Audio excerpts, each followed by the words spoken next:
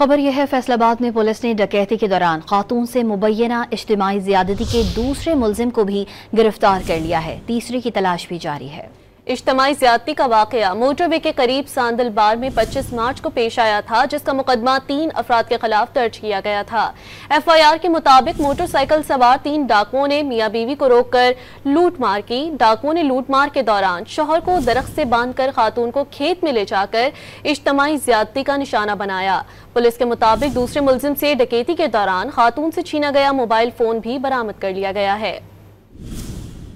खबर यह है, फैसलाबाद में पुलिस ने डकैती के दौरान खातून से मुबैना इज्तिमाई ज़्यादती के दूसरे मुल्जिम को भी गिरफ्तार कर लिया है। तीसरे की तलाश भी जारी है।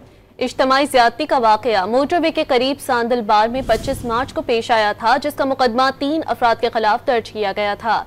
FIR के मुताबिक मोटरसाइकिल सवार 3 डाकुओं ने मियाँ बीवी को रोककर लूटमार की। डाकुओं ने लूटमार के दौरान शौहर को दरख्त से बांधकर खातून को खेत में ले जाकर इज्तिमाई ज़्यादती का निशाना बनाया। पुलिस के मुताबिक दूसरे मुल्जिम से डकैती के दौरान खातून से छीना गया मोबाइल फोन भी बरामद कर लिया गया है।